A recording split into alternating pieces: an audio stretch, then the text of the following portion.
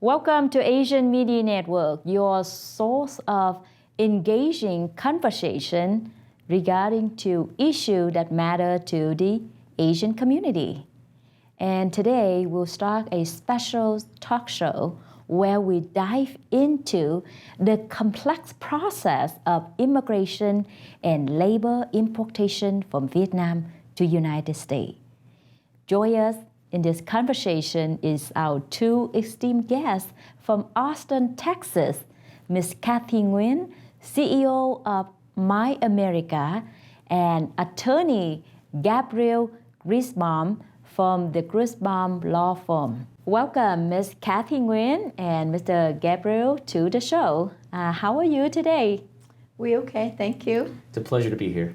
Thank you. So I understand that you both from Austin, Texas. How is the weather there compared here in Phoenix? The weather here in Phoenix is hotter. Much hotter. The humidity is much lower. I would say it's a dry heat. So you might sweat more in Austin, but you're definitely feel the warmth around here. Yeah, because Arizona, that's what we're known for. It's hot, but it warms your heart as soon as you come here. Do you feel that? Yeah, I feel the welcome very, very nice for us yesterday. All the guests we meet. Yeah, we met a number of people yesterday, and each one of them was very friendly and welcoming, and that's often been the case when I get introduced to the Asian communities. Yes. Awesome. So today, the topic about immigration and the labor importation law. How did you start this process? First, I started in 2011, and a year later, I focused in Vietnam. Why? Because I'm Vietnamese and I like to have my people come here as much as possible to enjoy the freedom and education from the United States. That's very great. I mean, throughout the course of what you've done, how many people that you have helped bring them to America have the America dream? I cannot remember the number, but I love to say that 100 of them and I changed their life for better. And also all my students, when they come here to study college, I give them a chance to become U.S. citizen. That's my pleasure to doing that. Yep, that's probably a greatest gift you can give to anyone. So about you, Attorney Gabriel, how did you start? I mean, how long you been practicing in this field and So I lived in China starting in 2009, and at that time I worked for an exchange company that mostly did J visas for larger companies, so work and study exchange programs. Then I moved back to the United States after I got married, and I started at a larger national-sized business immigration firm where we did a lot of extraordinary ability visas, self-petition stuff. Then I started doing more L1s, and eventually I transitioned to a broader practice. Now I started my own firm in 2020, and this practice focuses on companies in the United States who are looking to employ foreign nationals, and those foreign nationals often are coming for specialized knowledge, or they may be coming under this program, an EB3 unskilled program, where we have jobs available for Vietnamese people. Or any people, but Vietnamese people is who we're targeting now. And those jobs are available in the United States and they're permanent. So we're excited to offer this opportunity. That's great to know. You mentioned that you live in China for a few years. Yes. Do you speak the language? Yes, I do speak the language. Oh. My wife speaks the language, and that's how we communicate. So you speak Chinese? Yes. 你好吗？很高兴跟大家今天聊天。But what is that? I have no idea. I'm happy to be here and discuss this with you. Okay. All right. See, now he's eventually when you work with Cathy and for the Vietnam importation, labor importation, you're gonna start learn Vietnamese too, right? You're gonna teach him Vietnamese to Cathy. I guess so. So Speaking about this process, can you just give us kind of like an overview how the process starts? Like if somebody interesting to come to America to work, how is that start? The overview of this business is we find a job from lawyer in the United States that they cannot find here. Or they cannot have enough here, so we can bring people from overseas to work for them lawyer that they need. So kind of like what industry that currently really difficult to find job, right? And then from there, those jobs will be able to qualify for import from another country. Correct. Right. Okay. So the short answer is that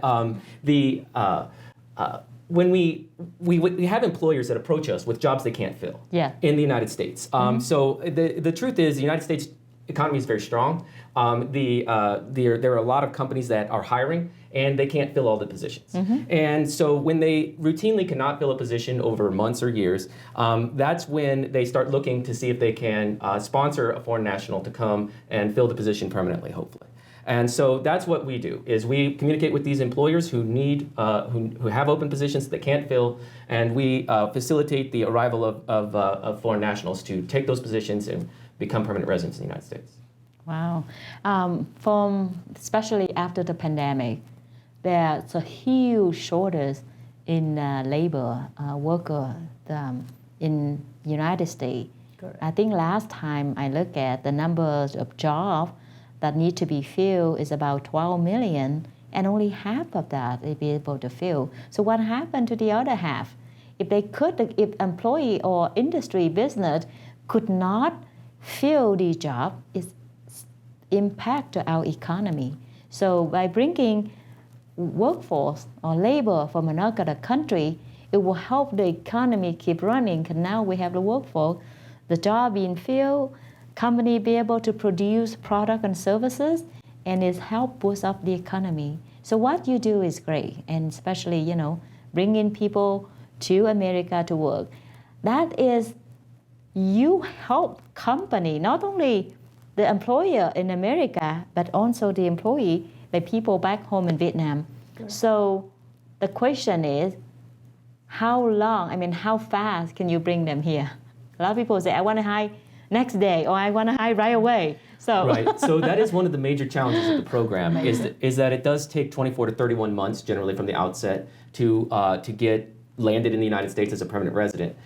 So a lot of employers do find the timeline to be a problem. Because obviously, when you have an open position, you're not looking to wait 2 years to fill it. But the thing about the positions that we're offering now, these positions are always open. In other words, they can never fully staff these construction jobs or these restaurants. And so when you can never fully staff them, you know that 2 years in the future, you're still going to need people. So that's how we sort of identify qualifying positions, and also employers who would be willing to sponsor. Yep. That's good to know that. You're right. There's some job like caretaker, a caregiver for any assisted living. Yes. They constantly need people because the turnover is so high so frequently. So those are the industry that really benefit from your program. From the employer standpoint, what benefit them? From your program, what do it cost them money to bring these people here? Money. How much? It does cost them money, but it's a relatively nominal fee to the employer. The majority of the fees are paid by the employee. But what the benefit to the employer is higher quality workers. Generally speaking, the people who are willing to take the lowest level, entry-level jobs in the United States are not the highest quality workers. Because people who are in foreign countries who are motivated by their children growing up in the education system of the United States, or they're motivated by the growth potential of their own income, those people have a much stronger motivation to perform well in a job. And so these employers, not only do they get more employees than they could hire normally in the United States, but also they get better employees who stay longer and work harder and are more dedicated to improving themselves within the position. And Cathy, from the employee standpoint, because you work with most of them, like many of them in Vietnam, I know that you have the whole like network and infrastructure in Vietnam. How is that benefit them? I like this program because it benefits my clients a lot. Not only the one who want to work, but the family, husband and wife, and the children under 21, they come along with a green card also. And they have a better education, they have the better life, they Healthcare. have healthcare, and everything come along. And the best thing is, like I said, they have the education for the kid and like free from 1 to 12 and 1/3 of free from college. So that's the benefit that I like to offer them. That's what they love it. So chị, when they come to America, how long did it take them to get green card? You're immediately a green card when you get Really? here. Yes. Immediately. Yeah, you do have to Wow. go through a consular interview where you will get an immigrant visa. That immigrant visa will convert to a permanent resident status upon entry. So the minute you land in the United States, you hand a sealed package to the consular officer, and they change you to a green card holder. Wow, Yes. not only you, but your family too. The whole Correct. family. The whole family. That's awesome. Now that green card will last how long? The 10-year green card. But it 10 can be years. renewed indefinitely. Renew and then And can they, after 10 years, can they apply for U.S. citizenship? no, after 5 years. After 5 years, Yeah, wow. They can apply and go to the test, have a U.S. citizenship. So this program is EB3 program? What does EB3 stand for? EB3 is a third preference employment-based immigration program. So Okay. essentially there are two categories of employment-based that are higher priority, but this is the third priority category. Some of you may be familiar with EB5, an investment category. That's actually lower priority category. But the EB3 program is for skilled and non-skilled workers without degrees, essentially, where the job position does not require a college degree. And most of the positions in the program that we sponsor are unskilled, Unskilled, which yeah. means that there are no requirements to get the position. Wow. But of course, they still need training. They still need to speak English. Yeah. Speak English, that's very The main important. thing is speaking English, right? So going back to the question to Cathy, how do you make sure that the employee meet the criteria for the employer in the U.S.? What kind of training that they have to go through, or what kind of requirement that they need to meet in order to provide the workforce for the U.S. employer? Yeah, luckily that I affiliation with some colleges over there. They are willing to training first it's for the skill, and the important thing is for English, like conversation English, and have enough to survive in the United States. Because the timeline is waiting it quite long, from 24 to 31 months. They do have enough time to study English. So yeah, I told my client that I have to be English to survive and have a better job. And the training programs you offer will offer specific vocabulary that they may need in their job, and Yes. and a lot of the skills that they may need as well as far as entry level. Correct. Yeah. So for skill, for example, if somebody, the sponsor company is for construction, for example, do you have any facility that teaching them the construction work? Construction usually is very low skill. Right. There's okay. actually no requirements. No You need to show up requirements every day, and you need to be ready to work. That's Had a really. hammer and everything. You need to understand, a few vocabulary words, words Yeah. about, the tools, Okay. how to arrange transportation, stuff like that. But generally, the requirements for construction are extremely low. What about what the other one is a little bit higher? Restaurant. Yeah, for restaurants, you will need to know that vocabulary. But I think the main thing is English for these. The positions that we really focus on are genuinely entry level, meaning that Okay. they don't have skill requirements. Yes. Okay. And while these positions definitely have room for growth in most cases, they are they are the first level of job you would take in the United States. Right now, I know a lot of my friends who own the assisted living, and they need a lot of worker. So like those caregiver, they need to know how to take care of the elderly, feeding them, taking care of them, Is that something that also in your area, training your employee from Vietnam and bring them here? For the healthcare assistant living, Yeah. I think that's the nature of my client, like a Vietnamese client. They love to take care of the elderly. Like they naturally take care of the family. And then like at the low level, like you don't have to take care like medication and anything like that. Just have them for the daily activity. And I think I have quite a bit of clients who insist on that, and that's not hard to find. Yeah, because you're right, Chị. In the Vietnamese culture, our Asian culture in general, we take care of our parents, our elderly, and that they consider basically, an honor job to do. We don't want to see our parents, go to another facility for care, right? So we're used to that. And because of that mentality, when you do the job as a caregiver or caretaker, the Vietnamese in particular or Asian, we take better care of the elderly patient, and we're very patient with them too. Instead of, Correct. Sometimes people that can deal with, not only when people who live at, older, they're more difficult, they're more demanding. And sometimes they can yelling at you for no reason. But being the patient is very important for the caregiver and also respectful the elderly. For elderly. Yep. So you have school in Vietnam teaching them, prepping them so they're ready when they come to the United States? Yes. Luckily that I have 2 facilities right now, like the college advanced school. They training the skill, and also the important is training English for my clients.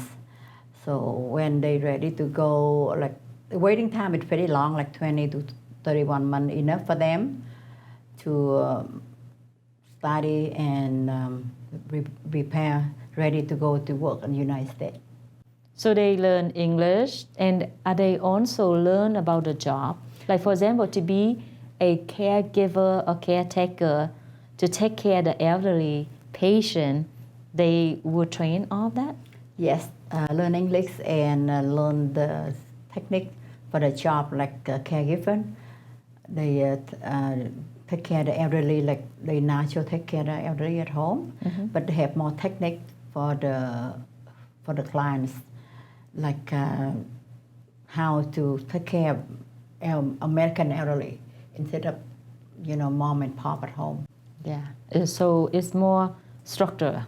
Structure, Yes, not just only give them food and taking care of them, but also patient, respectful, and that, like I think for Vietnamese, we used to that. That's our culture. Yeah. We take care of our parents. We take care of our elderly, and we love to do that. Correct. So that would be a good fit for a lot of your employee from worker from Vietnam to come here. Yes. So when you mentioned the process, 24 to 30 months, why is so long? Well, it's so long because the government has a number of steps that you have to take. The first ones are taken by the employer. So the employer has to conduct a recruitment process, which requires them to place advertisements and try to find U.S. workers. If they can't find enough U.S. workers, which they never can because they are always trying. So when they can't find enough U.S. workers, what we will do is we will file a permanent labor certification application on behalf of each foreign national. Once those are certified, we will file an immigration petition on behalf of each foreign national. And each stage takes 7 to 10 months. So that's why it takes so long. Then there's a consular processing interview. The consular processing interview requires medical examination, it requires other steps, and it sometimes also is delayed. And in fact, the government can delay any of these steps either randomly or for some reason that is unpredictable. So the reason we see such a long process is because the government requirements are quite strict. I see. Yeah. So for when you mentioned about interview process, that's when it go through how many months through the process that the interview kicking? Like a year? Or Well, so the interview process is the last step. Okay. And the interview process will generally be at the very end stage, because usually at the interview, if it's successful, you will get they will keep your passport, and then they will put your immigrant visa in your passport and send and mail it back to you. So that usually is the very end stage. So we're talking about 20-ish or plus months to get there. Yeah. Now who interview who? Is So that the immigration the consulate interview? officer at the consulate in Vietnam I see. will interview each applicant. And the interview process is generally designed to make sure that they are who they claim to be, that they don't have criminal violations, that they don't have immigration violations in the U.S. Those are the main issues. I see. Yeah. So for the interviewing, the employer, the sponsor employer from the U.S., do they have the chance to interview the employee, or they handle everything through immigration? Yes. Most employers prefer to have, or their recruitment process does require an interview. And if the recruitment process requires an interview, which is the case for, I think, almost all of our employers, we will have that interview before we apply for I-140, before we apply for the immigrant visa or the immigrant so petition. they interview them first. Yes, they have to because before they can file the I-140, they have to have determined that the person can meet the qualifications for the job. So that's when they interview, generally, is before we file that. So that's the third stage. So that means you have to make sure that the employee, the worker from Vietnam, be able to pass the interview in English with the sponsor employer in the U.S. Yes. Yes. Yes, All and right. generally that's about 14 months into the process. Yep. Okay, that's good to know. So when they come here, there's a lot of things. Like, for example, they new to the country, housing, get the driver license so they can go to work. All of that. Who take care of that for them? Yes, that's a good question, because that make our job more valuable and that needed for them. Just like they come from another country, everything new and everything like open a new world. So we have them settle. For the kids go to school, help them to have driver license, help them find housing or apartment, and then all kind of things. They have to settle their family first before they go to work, and find a place for them to study English. So it's very important. And part of my job is to help get them Social Security cards and the necessary government documents so that they can, they have the proper documentation to rent a house, buy a car, do the things that they'll need to do.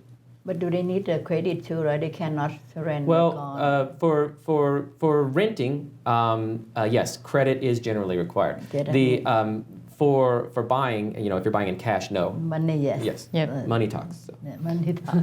So let's say after you help them settle in and start working for the sponsor employer, and when is the time that, let's say, if they click in and everything go well, of course, that's the deal that we would like, right? However, if things didn't go well, or they struggle with a job and they couldn't handle that, what happened to them? Can the employer let them go?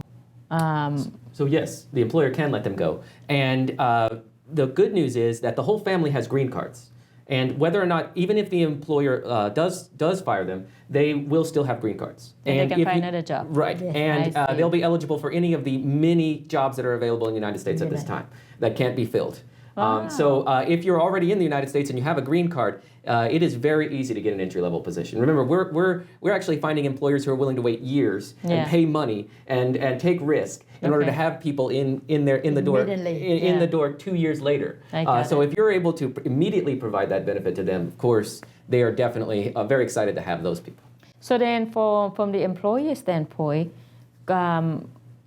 of course, they want the employee, the worker, work for them long term. Yes. But what is the commitment that the worker have for the sponsor employer? Usually 6 months, but we ask our clients that work like 12 months. 12 months. Yeah, okay, 12 1 months. year. Minimum 1 year for your sponsor employer. Yes. Yes. 12 months. And from the sponsor employer, like people listen to the show right now and they say, oh my God, this is like the solution I've been looking for. And they want to register, they want to be able to enroll in this program with you. What is the requirement for them to start the paperwork, the process? Requirement for employer? Yeah, employer. I can speak to the initial requirements. So we have a disclaimer, which it's a long questionnaire, a yes/no questionnaire that asks you, have you ever violated status in the United States? Have you ever committed this kind of crime or that kind of crime? Yeah. Because basically it's a questionnaire that asks you all the reasons that you can be denied at the consulate interview. Yeah. And we don't want anybody denied at the consulate interview because we've already done all the work. So we want you to know at the outset, if you've overstayed in the U.S., if you've entered illegally, if you've been convicted of various criminal things, you're not going to qualify. So those are the main disqualifications. Is that for the employer or for the employee? employee? It's for both. For it's worker. for both. But I mean, we don't want, neither side wants these things to fall apart at the end. So it is important that we have that everybody be clear at the initial stages that these are disqualifying factors, and if you have them, you don't qualify. Okay. So that's one thing that we do initially. But the next thing that we do is we have to gather information, sufficient information to file the permanent labor certification application, and that permanent labor certification is.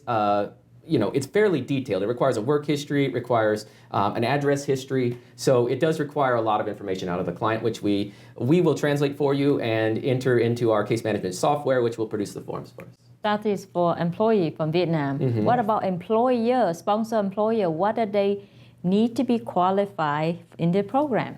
So they need to be qualified in two ways. First is the ability to pay. That's generally not a problem for most of our employers. Basically, if your tax return indicates that you have enough money to pay, you have enough money to pay. The second main issue is that the job position has to genuinely be available, and the job position has to be a real position that they need. And so we have to look at the operations of the company. We have to define the job position, both in terms of location, in terms of requirements, in terms of who the employer actually is. Remember that for larger companies, there's often a network of companies that are related. So we have to define the actual employing company and make sure that all of the corporate relationships qualify. So that we don't encounter any issues of having the wrong sponsor or something like that. And does a company have to be profitable, or Yes. can they be? If they losing money in the last 2 years, would they qualify for the Unlikely. program? I mean, it's Unlikely. potential, but unlikely unless there's some reason to believe, like, for example, you're taking in a large investment, or there's a large amount of assets that are underperforming now, but there might be a reason to believe that they will perform better in the future. There are reasons that would allow us to, if you had lost money for 2 years, to sponsor, but generally speaking, you need to be making money to sponsor employees. All right. So basically, they have to provide some kind of like income tax. How many years? If we can find, 1 year. If they have a lot of asset, they likely can qualify for. Larger companies generally qualify, Okay. at least for smaller numbers of sponsored employees. Okay. And then when they come here, sponsor for this, let's say a lot of employer, they're going to say, right now, I know I need about 10, but 2 years from now, how do I know? The economy could go up, go down, and I have multiple locations. Can I ship them, send them to out of state, to like Oregon, to California, instead of Phoenix? What's your answer for that? So the short answer is, generally speaking, you can list any number of work sites that you might assign them to. However, the more complex answer, you'll want to talk to me directly, because every single company is going to have its own circumstances, and your corporate structure really plays an important part in that question. All right, that sounds good. And Cathy, is there anything you would like to add on through your experience doing this for the last 12 years? What do you see is a common, challenge or issue that you have seen, and you'll be able to resolve that, overcome that? The challenge from the clients. The client or employee, worker? Yeah, for the last 12 years, I see the common challenge is how to come to the United States faster. Yes, Okay. I think a lot of people are concerned about coming faster. I think there are the other challenges, for example, from the employer's standpoint, the challenge like you defined of how many people do I need in 2 years? That's a difficult question, right? There's also difficult paperwork, a little bit of paperwork that employers need. In larger employers who have complicated corporate structures, we do have to work out what the structure is and make sure that it's clean enough to qualify for U.S. citizens. And also I know there's several company or agency claim that they successfully bring in a worker from another country to United States. Well, the successful rate I know is very low. So what is your secret? What is your successful rate and what is your secret for that? My company, there are no secret to success. The key for employee EB3 is you have a sponsor always there for you. That's it. And then a good attorney know how to work, and the staff very familiar with the process. The secret to our success is having the right sponsors. Before we start this process, we vet every sponsor to make sure that they have the proper income, the proper corporate structure, and the proper positions available in order to qualify for the program. So many fly-by-night organizations or service to provide the similar services, they don't actually have jobs available in the United States. They only have hope that they can find jobs at some future point. That's not how we operate. We find and identify qualifying sponsors who are going to follow through with the program, and that's how we have a 100% success rate. Wow, that's great to know that. Yes. And we never have a denied case for 12 years. That's good. That's good for the credibility, because a lot of people, they apply to different agency and they end up got denied and they waste time and lost money and the whole process. So going back to the employer, the process, initial process, take 24 to could be 30 months. Let's say if it's an ongoing, let's say every year I sign up with you, was that still 24 months or 31 months? No. Once the process gets started, we can shortcut a large amount of it because the prevailing wage, once determined, can be used for at least a year, but sometimes longer. And so what you can do is just always have an available prevailing wage determination. And then what that means is that we can shortcut the process by at least 7 months, but often more than that. Oh, okay. Yes. Yeah, so such initial enrollment is take longer. Yes. But once in the system, things get easier and faster. That's right. In terms of pay rate, like for example, from the employer standpoint, was that gonna help cost saving for them if they hire worker from another country and pay a little bit less than if the same type of job that they would pay for the U.S. worker? So the short answer to that is no. You cannot. You have to pay the foreign people exactly what you pay the U.S. people. And in fact, part of our vetting process is understanding what the pay package is that's offered to the U.S. entry-level position, because we have to offer that exact package to entry-level positions for foreign nationals. And that would some job will include health benefit and for the job. Yes. So if health benefits are included in the normal package, then they are included in the foreign nationals package. Also, I would note that for the vast majority of these positions, they're going to qualify for subsidy for healthcare in the United States. I know that a lot of people will qualify to pay near zero for healthcare. Yes. Yeah. So that's very good program for the employee, the worker from Vietnam or other country. Because I guess that would attract more people to apply to come to the program, because the employer could not find job. They do everything they can and they still could not fulfill that job requirement. That's why they have to go to another country to import them. And because of that, they need to treat these workers the same as U.S. worker. Correct. Because they are resident already when they come to the United States. You're already a U.S. worker when you arrive. Yeah. Wow. Yeah. And I could imagine that all the work that on both of you, paperwork and everything that you have to do to work with, not only is that U.S. Labor Department, but also immigration, right? Yes. Hand to hand. Yes, it's both the State Department, which is the department, which is the final stage, the USCIS, Department of Homeland Security, and then the Department of Labor as well. So there's actually 3. Wow. 3. Yeah. Well, that's why you need somebody experienced who done this type of service for many years. They learn from the the mistake, the challenge, and they keep improving it. And like she said, 100% successful rate Yes. for the client, both the employee and the employer. That's right. So- Our EB3 programs are very successful. Yes. Can you give an example, a few examples of the employer who have used your program in the past? One of my clients from Austin, like a Holiday Inn. Oh, really? Yeah, he Hotel. continued to sponsor my clients for like 7 years, since 2015. And he loved it. He loved Vietnamese worker. That helped him a lot, especially during the COVID. Remember the COVID? Yeah. The hotel shortage and all the my clients stay with them long 9 days. Wow. So they love it. That's It's good. one of the favorite clients that I have. That's awesome. That's great to hear that. I learned so much today.